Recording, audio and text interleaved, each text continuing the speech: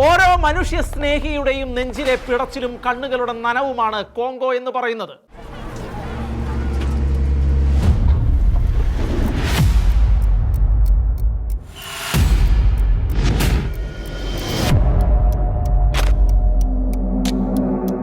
മനുഷ്യത്വത്തിന് നേരെയും മനുഷ്യ അവകാശങ്ങളുടെ നേരെയും വിശ്വാസത്തെ മുന്നിൽ നിർത്തി ഇത്രത്തോളം പീഡനം അനുഭവിക്കുന്ന ഒരു ജനതയും മറ്റെവിടെയും ഉണ്ടെന്ന് തോന്നുന്നില്ല. അതിന്റെ ഏറ്റവും പുതിയ തെളിവാണ് ഓഗസ്റ്റ് 9-നും 16-നും ഇടയിൽ ബെനിയിലും ലുബറോയിലും അലൈഡ് ഡെമോക്രാറ്റിക് ഫോഴ്സ് നടത്തിയ കൂട്ടക്കൊലകൾ.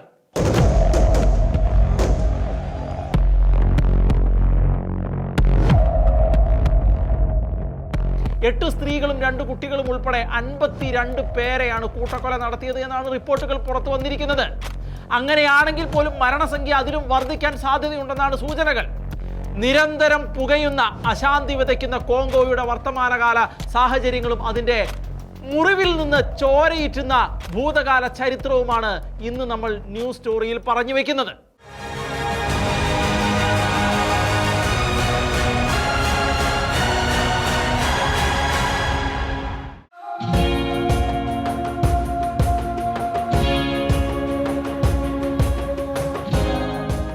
ആഫ്രിക്കൻ ഭൂഖണ്ഡത്തിന്റെ ഹൃദയഭാഗത്ത് സ്ഥിതി ചെയ്യുന്ന democratic Republic of the Congo ആഫ്രിക്കയിലെ 2ാമത്തെ വലിയ രാജ്യവും ലോകത്തിലെ 11ാമത്തെ വലിയ രാജ്യവുമാണ്.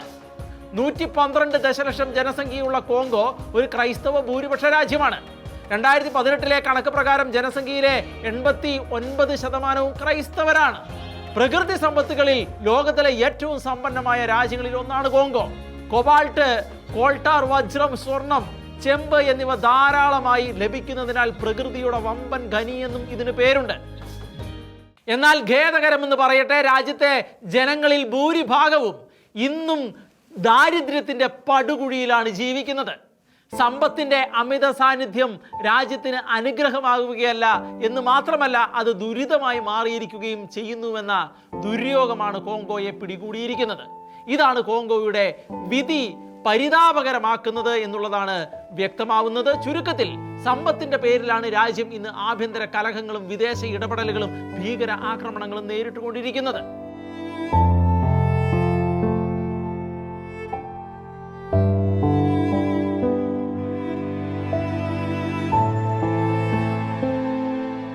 കോങ്കോയുടെ ഭൂതകാലം തന്നെ ദുരിതമയമാണ്. 19-ാം നൂറ്റാണ്ടിൽ ബെൽജിയം രാജാവ് ലിയോപോൾഡ് രണ്ടാമൻ കോങ്കോ ഫ്രീ സ്റ്റേറ്റ് എന്ന പേരിൽ രാജ്യത്തെ തന്റെ സ്വകാര്യ സ്വത്തായി പ്രഖ്യാപിച്ചപ്പോൾ കൊള്ളയും കൊലപാതകവും നിർബാധം ഇവിടെ അരങ്ങേറിയിരുന്നു. ലക്ഷക്കണക്കിന് ആളുകളാണ് അന്നത്തെ ദുരിതങ്ങളിലും സംഘർഷങ്ങളിലും മരിച്ചു വീണത്. ബെൽജിയത്തിന്റെ കോളനി ആയപ്പോഴും പിന്നീട് സ്വതന്ത്ര രാജ്യമായപ്പോഴും ജനങ്ങൾക്ക് രാഷ്ട്രീയ സ്ഥിരത നേടാൻ സാധിച്ചിരുന്നില്ല.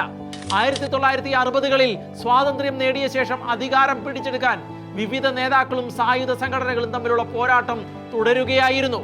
മൊബൂട്ടു സെസെ സെക്കോയുടെ ഏകാധിപത്യ ഭരണവും പിന്നീട് നടന്ന ആഭ്യന്തര യുദ്ധങ്ങളും രാജ്യത്തെ തുടർച്ചയായ സംഘർഷങ്ങളിലേക്കും കലാപങ്ങളിലേക്കും തള്ളിവിട്ടുകൊണ്ടിരുന്നു. 1990-കളിൽ കോങ്കോയിൽ നടന്ന യുദ്ധങ്ങൾ ആഫ്രിക്കയുടെ ചരിത്രത്തിലെ ഏറ്റവും വലിയ രക്തരൂക്ഷിതമായ യുദ്ധങ്ങളിലൊന്നായിരുന്നു. റുവാണ്ട, ഉഗാണ്ട, അങ്കോള, സിംബാബ്വെ തുടങ്ങി നിരവധി അയൽ രാജ്യങ്ങളും ഈ യുദ്ധങ്ങളിൽ ഇടപെട്ടു. അതിനാൽ തന്നെ ഈ സംഘർഷങ്ങൾ ആഫ്രിക്കയുടെ ലോകമഹായുദ്ധം എന്ന് പോലും വിശേഷിപ്പിക്കപ്പെടുന്ന സാഹചര്യമുണ്ട്.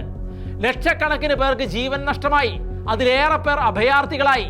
ഇങ്ങനെയൊക്കെയാണ് കോങ്കോയുടെ ഭൂതകാല ചരിത്രമെങ്കിലും ഇന്ന് ഈ രാജ്യം കടന്നു പോകുന്നതും നേരിട്ടുകൊണ്ടിരിക്കുന്നതും മറ്റൊരു ഗുരുതരമായ പ്രതിസന്ധിയാണ്. കഴിഞ്ഞ കുറച്ചു വർഷങ്ങളായി കോങ്കോ നേരിടുന്ന ഏറ്റവും വലിയ പ്രശ്നം ഭീകരവാദമാണ്. അമേരിക്കയുടെ ഒരു കണക്ക് പ്രകാരം കിഴക്കൻ കോങ്കോയിൽ 1 ഡസനിലധികം സായുധ ഗ്രൂപ്പുകളും 100ഓളം ക്രിമിനൽ സംഘങ്ങളും പ്രവർത്തിക്കുന്നുണ്ട്. ഇവയെല്ലാം ചേർന്നാണ് കോങ്കോയെ അസമാധാനത്തിലേക്ക് തള്ളിയിട്ടുകൊണ്ടിരിക്കുന്നത് എന്നുള്ളതാണ് റിപ്പോർട്ടുകൾ.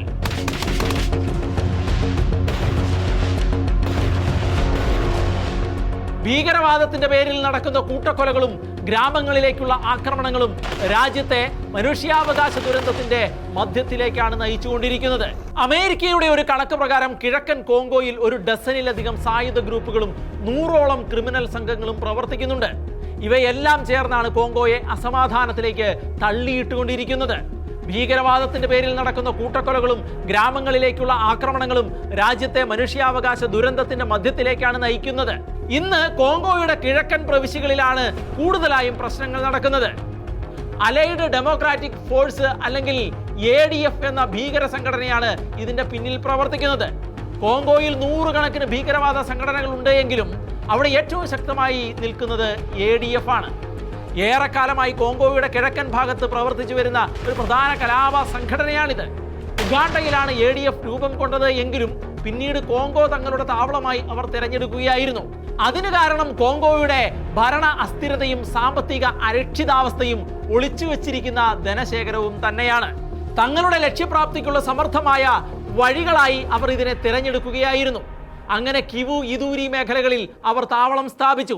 2017 ശേഷം ADF ഐസിസിന്റെ ആശയങ്ങളെ ഏറ്റെടുക്കുകയും ഐസിസ് മധ്യാഫ്രിക്ക പ്രവിശ്യ എന്ന് പ്രഖ്യാപിക്കുകയും ചെയ്തു. അതായത് ഇന്ന് കോങ്കോയിലെ ഐസിസ് സാന്നിധ്യം എന്ന് പറയുന്നത് വാസ്തവത്തിൽ ADFന്റെ ഭീകര പ്രവർത്തനങ്ങളുമായി ചേർന്ന് നിൽക്കുന്നതാണ് എന്ന് ചുരുക്കം. ഈ സംഘടന നടത്തുന്ന ആക്രമണങ്ങൾ അത്യന്തം ക്രൂരമാണ്. സാധാരണക്കാർ, അർദ്ധപട്ടിണിക്കാർ, അതിലും പ്രധാനമായി ക്രൈസ്തവരാണ് ഇതിന്റെ ഇരകളായി മാറുന്നത്.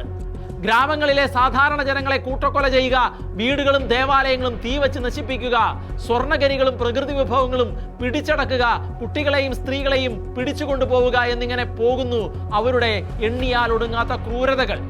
ഈ ആക്രമണങ്ങൾ ഏറെയും ക്രിസ്ത്യൻ സമൂഹത്തെയും ആരാധനാലയങ്ങളെയും ലക്ഷ്യമാക്കിയുള്ളതാണ് എന്നുള്ളതാണ് ഏറ്റവും ഗുരുതരമായ വസ്തുത. ഇതിനകം ഇവരുടെ കിരാതമുറകളിൽ ആയിരക്കണക്കിന് ആളുകളാണ് കൊല്ലപ്പെട്ടിരിക്കുന്നത്.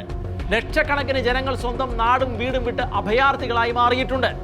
ഗ്രാമങ്ങളെ ആക്രമിച്ച് കീഴടക്കി സാധാരണക്കാരെ കൂട്ടത്തോടെ കൊന്നുതള്ളുകയാണ് അലൈഡ് ഡെമോക്രാറ്റിക് ഫോഴ്സിന്റെ രീതി എന്ന് പറയുന്നത്. വീടുകൾ കത്തിക്കുകയും സ്ത്രീകളെയും കുട്ടികളെയും തട്ടിക്കൊണ്ടുപോവുകയും മാത്രമല്ല, ആരാധനാലയങ്ങളിൽ പോലും കൂട്ടക്കൊല നടത്താൻ ഇവർ മടിക്കാറില്ല. സമീപകാലത്തെ പല സംഭവങ്ങളും ദേവാലയങ്ങളുമായി കൂടി ബന്ധപ്പെട്ടവയായിരുന്നു. 8 മാസങ്ങൾ മാത്രം പിന്നിട്ട ഈ വർഷം തന്നെ നൂറുകണക്കിന് ആളുകളാണ് ഇവരുടെ ആക്രമണങ്ങളിൽ കൊല്ലപ്പെട്ടിട്ടുള്ളത് ഇവിടങ്ങളിൽ. ഇതിൽ ജൂലൈയിൽ നടന്ന ആക്രമണം കൊമാൻഡയിലെ ക്രൈസ്തവ പള്ളിക്ക് നേരെയായിരുന്നു. രാത്രി പ്രാർത്ഥനയ്ക്കായി എത്തിയിരുന്ന വിശ്വാസികളായിരുന്നു ഇരകളായി മാറിയത്. പുലർച്ചെ 1 മണിയോടെയായിരുന്നു ആക്രമണം. 20-ലേറെ പേർ വെടിയേറ്റ് മരിച്ചു. നിരവധി കുട്ടികളെ തട്ടിക്കൊണ്ടുപോയി. ഇസ്ലാമിക് സ്റ്റേറ്റ് സെൻട്രൽ ആഫ്രിക്കൻ പ്രവിശ്യ ഈ ആക്രമണങ്ങളുടെ ഉത്തരവാദിത്വം ഏറ്റെടുത്തു. പള്ളിക്ക് നേരെ ആക്രമണം നടത്തിയതിന് പിന്നാലെ ഇവർ വീടുകളും കടകളും കത്തിക്കുകയും വൻ നാശനഷ്ടങ്ങൾ വരുത്തിവെക്കുകയും ചെയ്തു. വീടുകളെ ലക്ഷ്യമിട്ട് നടത്തിയ ആക്രമണത്തിൽ പൊള്ളലേറ്റാണ് ഭൂരിപക്ഷവും മരിച്ചത്. മരിച്ചവരുടെ എണ്ണത്തിൽ ഇത്രയും ദിവസങ്ങൾ കഴിഞ്ഞിട്ടും കൃത്യതയില്ല എന്നാണ് വാർത്തകൾ പുറത്തു വരുന്നത്. കാരണം അനേകരെ കാണാതെ പോയിട്ടുണ്ട്. അവർ മരിച്ചുപോയോ അതോ പലായനം ചെയ്തോ എന്ന് ഇന്നും വ്യക്തതയില്ല. കത്തോലിക്ക ദേവാലയത്തിൽ തിരുവോസ്തി നശിപ്പിച്ച സംഭവങ്ങളും ഇതോട് ചേർത്ത് വേണം വായിക്കേണ്ടത്. ബുനിയായിലെ സെന്റ് ജോൺ ക്യാപിസ്ട്രോൾ ദേവാലയത്തിൽ വിമതസേന നടത്തിയ ആക്രമണത്തിലാണ് സക്രാരി തകർക്കുകയും തിരുവോസ്തി നിലത്തിട്ട് അപമാനിക്കുകയും ചെയ്തത്. ജൂലൈ 21-നായിരുന്നു ഈ അനിഷ്ട സംഭവം നടന്നത്. കൊഡെഗോ എന്ന സായുധ സംഘത്തിലെ അംഗങ്ങളാണ് ഇതിന് പിന്നിൽ ഉണ്ടായിരുന്നത്. ഈ ആക്രമണത്തിലും 3 പേർ കൊല്ലപ്പെടുകയും നിരവധി വീടുകൾ കൊള്ളയടിക്കപ്പെടുകയും ചെയ്തു. ജൂലൈ 9-നും 21-നും ഇടയിൽ നോർത്ത് കിവു പ്രവിശ്യയിൽ റുവാണ്ട പ്രതിരോധ സേനയിലെ അംഗങ്ങളുടെ സഹായത്തോടെ M23 പോരാളികൾ നടത്തിയ ആക്രമണത്തിൽ കുറഞ്ഞത് 319 സാധാരണക്കാർ കൊല്ലപ്പെട്ടതായിട്ടാണ് UN മനുഷ്യാവകാശ ഓഫീസ് വ്യക്തമാക്കിയത്. തങ്ങളുടെ സൈന്യം M23 മിലീഷ്യയ്ക്ക് പിന്തുണ നൽകുന്നുണ്ട് എന്ന കാര്യം റുവാണ്ട ആവർത്തിച്ച് നിഷേധിക്കുന്നുണ്ട്. ഇരകളിൽ ഭൂരിഭാഗവും വയലുകളിൽ തമ്പടിച്ചിരുന്ന പ്രാദേശിക കർഷകരായിരുന്നു. കുറഞ്ഞത് 48 സ്ത്രീകളും 19 കുട്ടികളും കൊല്ലപ്പെട്ടു എന്നാണ് അവിടെ നിന്നുള്ള റിപ്പോർട്ടുകൾ വ്യക്തമാക്കുന്നത്. 15 വർഷങ്ങൾക്ക് മുൻപ് സ്ഥാപിതമായ കോങ്കോളിയൻ ടുട്സി പോരാളികൾ ഉൾപ്പെടുന്ന ഒരു കൂട്ടം 2022 ഒരു പ്രധാന സൈനിക ഭീഷണിയായി വീണ്ടും ഉയർന്നു വന്നതിന് ശേഷം രേഖപ്പെടുത്തിയ ഉയർന്ന മരണ നിരക്കാണ് ഏറ്റവും പുതിയ കൂട്ടക്കൊല. ജൂൺ 27-ന് റുവാണ്ടയും കോങ്കോയും വാഷിംഗ്ടണിൽ ഒരു ഉഭയകക്ഷി സമാധാന കരാറിൽ ഒപ്പുവെച്ചിരുന്നു. തുടർന്ന് ജൂലൈ 19-ന് കോങ്കോ സർക്കാരും M23 വിമത നേതാക്കളും തമ്മിലുള്ള ദോഹ പ്രഖ്യാപനവും നടന്നു. ഇത് ഇരുപക്ഷത്തെയും വെടിനിർത്തലിനും കൂടുതൽ ചർച്ചകൾക്കും പ്രതിജ്ഞാബദ്ധമാക്കി. 2 ഉന്നതതല സമാധാന സംരംഭങ്ങൾ മുന്നോട്ടുള്ള വഴി വാഗ്ദാനം ചെയ്യുന്നതായി തോന്നിയതിന് ഏതാനും ആഴ്ചകൾക്ക് ശേഷം ആക്രമണത്തിൽ വർധനവ് ഉണ്ടായത് സമാധാന ശ്രമങ്ങൾക്കേറ്റ വലിയ തിരിച്ചടിയായി മാറിയിരിക്കുകയാണ്. ദോഹയിൽ അടുത്തിടെ ഒപ്പുവെച്ച വെടിനിർത്തൽ ഉണ്ടായിട്ടും തുടർച്ചയായ പോരാട്ടത്തിനിടയിൽ കിഴക്കൻ DRCയിൽ M23യും മറ്റ് സായുധ ഗ്രൂപ്പുകളും സിവിലിയന്മാർക്ക് നേരെ നടത്തിയ ആക്രമണത്തിൽ ഞാൻ അമ്പരന്നു എന്ന് ഐക്യരാഷ്ട്രസഭയുടെ മനുഷ്യാവകാശ ഹൈക്കമ്മീഷണറായ ഓൾക്കർ ടർക്ക് പ്രതികരിക്കുകയുണ്ടായി. സിവിലിയന്മാർക്കെതിരായ എല്ലാ ആക്രമണങ്ങളും ഉടനടി അവസാനിപ്പിക്കണമെന്നും അദ്ദേഹം ആവശ്യപ്പെടുന്ന സാഹചര്യമുണ്ടായി. പക്ഷേ എന്തൊക്കെയാണ് എങ്കിലും ഇപ്പോഴും കോങ്കോയുടെ ഒരു പ്രദേശം വളരെ വലിയ തീവ്രവാദി ആക്രമണങ്ങൾ നേരിട്ടുകൊണ്ടിരിക്കുന്ന സാഹചര്യമാണ് നിലനിൽക്കുന്നത്. യുദ്ധ ആയുധമായി സ്ത്രീകളും പെൺകുട്ടികളും ആസൂത്രിതമായ ലൈംഗിക അതിക്രമങ്ങൾ സഹിക്കുന്നുവെന്നതാണ് ഈ ക്രൂരതയുടെ മറ്റൊരു വശം. ജൂലൈ 27-ന് സൗത്ത് കിവുവിലെ ബുഡോളോ ഗ്രാമത്തിൽ 8 സ്ത്രീകളെയാണ് റായ മുഡോംബോക്കി വസലന്റോ പോരാളികൾ ബലാത്സംഗം ചെയ്ത് കൊലപ്പെടുത്തിയത് എന്നുള്ള വാർത്തയാണ് അവിടെ നിന്ന് ആ സമയത്ത് പുറത്തു വന്നത്.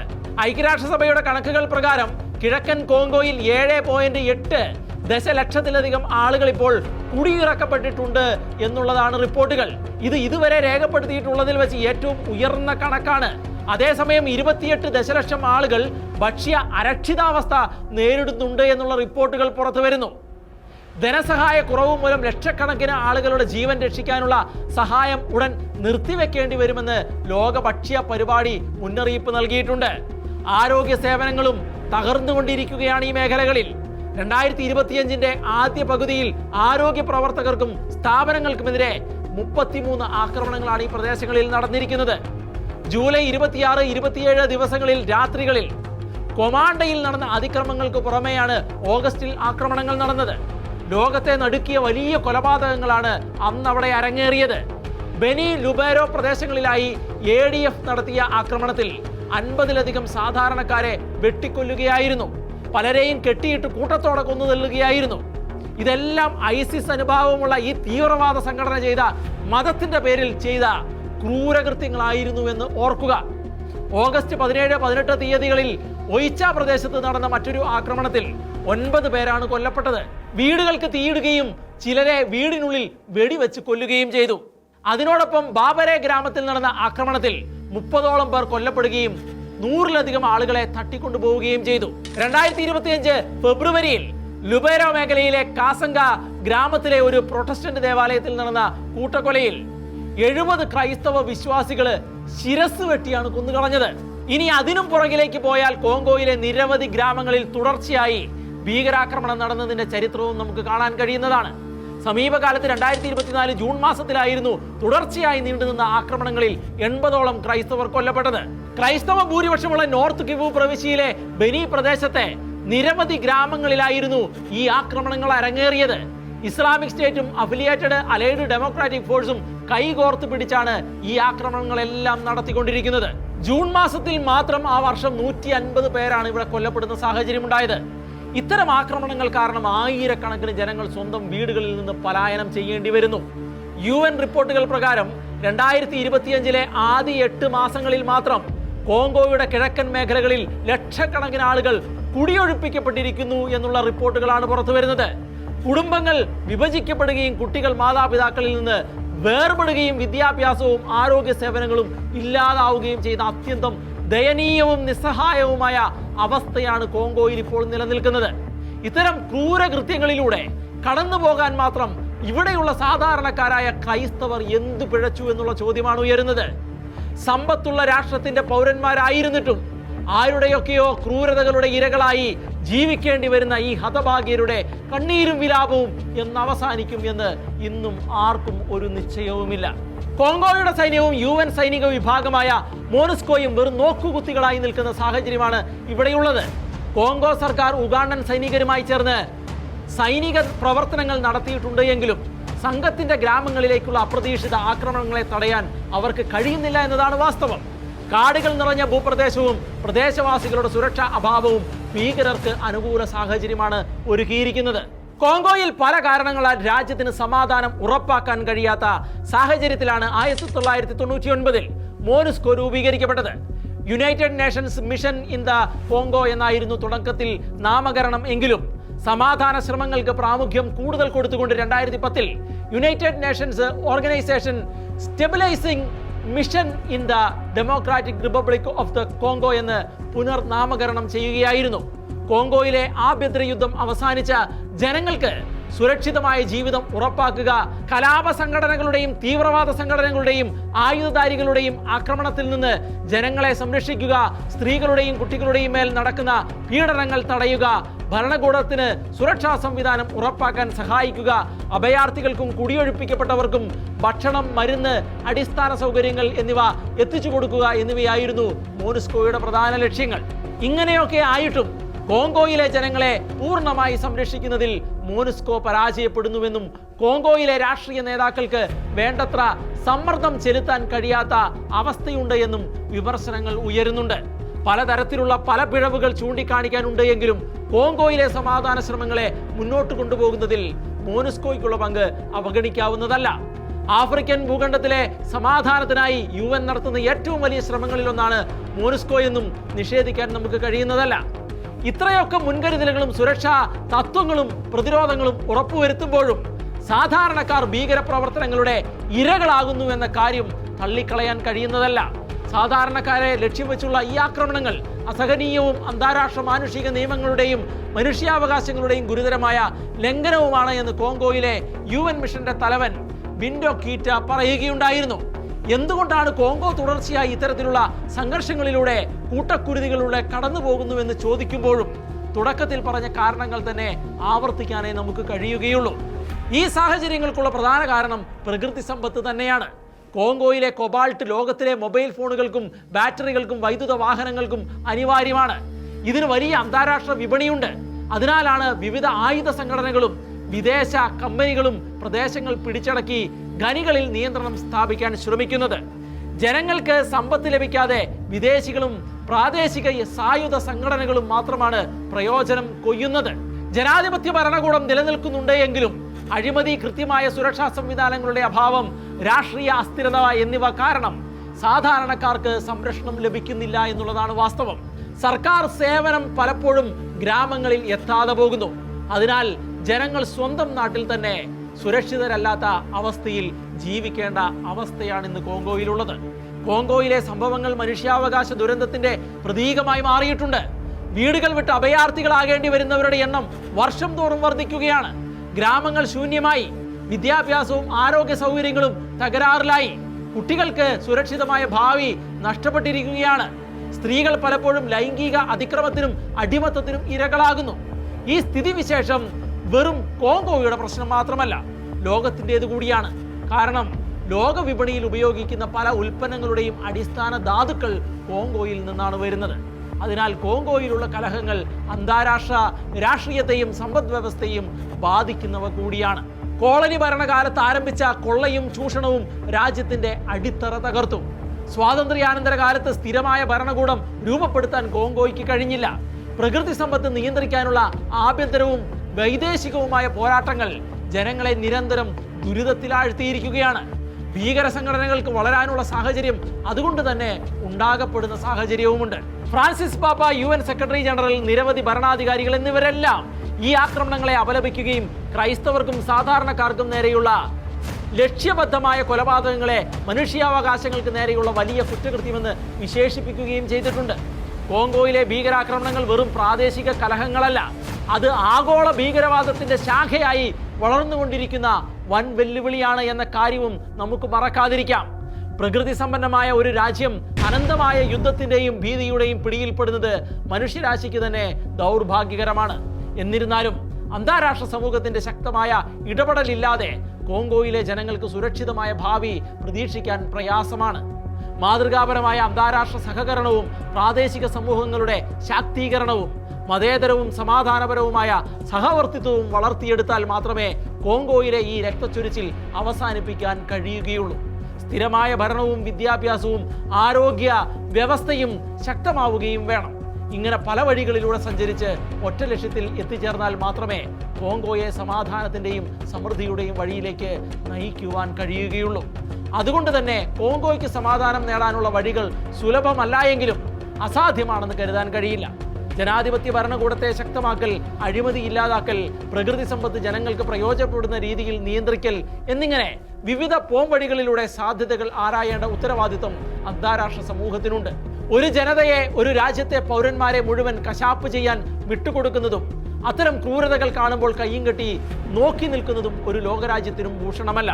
ലോകം കോങ്കോയെ അവഗണിച്ചാൽ മനുഷ്യാവകാശ ദുരന്തം കൂടുകയേയുള്ളൂ, തുടരുകയേയുള്ളൂ. പക്ഷേ ഐക്യരാഷ്ട്രസഭയും മറ്റു രാജ്യങ്ങളും ഒരുമിച്ച് പ്രവർത്തിച്ചാൽ കോങ്കോയെ സമാധാനത്തിന്റെയും സമൃദ്ധിയുടെയും വഴിയിലേക്ക് ആനയിക്കാൻ കഴിയുകയും ചെയ്യും. അത് സംഭവിക്കുമെന്ന പ്രതീക്ഷയോടെ സമാധാനം പുലരുന്ന കോങ്കോയെ സ്വപ്നം കണ്ട് നമുക്ക് ഉണർന്ന് പ്രവർത്തിക്കാം, കാത്തിരിക്കാം.